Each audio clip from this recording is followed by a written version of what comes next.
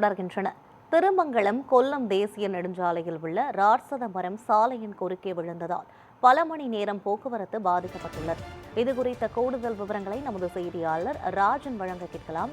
ராஜன், இந்த மரம் விழுந்ததால் எவ்வளவு மணி நேரமாக இந்த போக்குவரத்தானது பாதிக்கப்பட்டிருக்கிறது? மேலும் அந்த மரத்தை அகற்றுவதற்காக ஏதேனும் நடவடிக்கைகள் எடுக்கப்பட்டிருக்கிறதா? பயனாளிகள் பயணம் செய்வதற்கு வேறு ஏதேனும் மாற்று வழி ஏற்பாடு செய்யப்பட்டிருக்கிறதா? விவரங்களை சொல்லுங்க.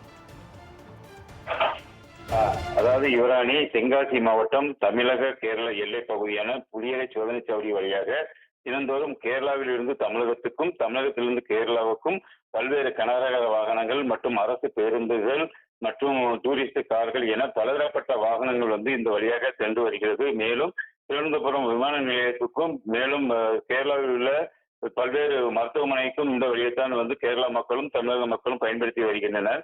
இந்த நிலையில்தான் கேரளா மாநிலம் ஆரியங்காவு பகுதியில் ஒரு ராட்சத மரம் ஒன்று தயிரோடு சாய்ந்து நடு ரோட்டில் சாய்ந்ததால் மிகப்பெரிய ஒரு போக்குவரத்து பாதிப்பு என்பது ஏற்பட்டது. அதாவது பல மணி நேரம் அந்த கனரக வாகனங்கள் மற்றும் பேருந்துகள் பல மணி நேரம் காத்திருந்து தற்போது அந்த பகுதியில் தீயணைப்புத் துறையினர் மற்றும் வனத்துறையினர் இணைந்து தற்போது அந்த மரத்தை அகற்றும் பணி என்பது தற்போது நடந்து வருகிறது.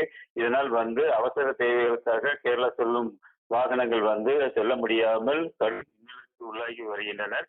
இந்த நிலையில்தான் தற்போது கேரளாவில் தென்மேற்கு பருவமழை தீவிரமாக பெய்து வருவதால் அந்த மரங்கள் வேர்கள் நல்ல நனைந்தபடி, அதாவது எதிர்பாராத விதமாக இந்த ராட்சத மரம் அந்த பகுதியில் விழுந்ததாக கூறப்படுகிறது. மேலும் அந்த பகுதியில் போலீசாரும் மற்றும் தீயணைப்பு துறையினர் மற்றும் வனத்துறையினர் முகாமிட்டு அந்த மரத்தை அப்புறப்படுத்தும் பணியில் ராட்சத இயந்திரங்கள் மூலம் அப்புறப்படுத்தும் பணி என்பது தற்போது நடந்து வருகிறது. ஏற்கனவே தமிழகத்திலும் இந்த தற்போது சீசன் காலம் என்பதாலும் மற்றும் கேரளா பாலருவி பகுதியிலும் சீசன் காலம் என்பதாலும் கேரளாவிலிருந்து தமிழகத்துக்கு அதிகப்படியான சுற்றுலா பயணிகள் வருவது உண்டு. அதுபோல் தமிழகத்திலிருந்தும் கேரளாவுக்கு அந்த பாலருவிக்கு சுற்றுலா பயணிகள் செல்வது வழக்கம். இந்த நிலையில்தான் தற்போது இந்த ஞாயிற்றுக்கிழமை அதிகப்படியான, அதாவது வழக்கத்தை விட அதிகப்படியான வாகனங்கள் இந்த வழியை பயன்படுத்தி வந்த போது இந்த ராட்சத மரம் எதிர்பாராம விதமாக அந்த பகுதியில் விழுந்ததால் கடுமையான போக்குவரத்து என்பது ஏற்பட்டு உள்ளது. இதை அப்புறப்படுத்தும் பணி என்பது தற்போது நடந்து வருகிறது. இன்னும் ஒரு சில நேரங்கள் மணித்துளிகளில் அந்த மரம் முழுமையாக அப்புறப்படுத்தி போக்குவரத்து சீர் செய்யப்படும் என போலீசார் தரப்பில் தெரிவிக்கப்பட்டு உள்ளது.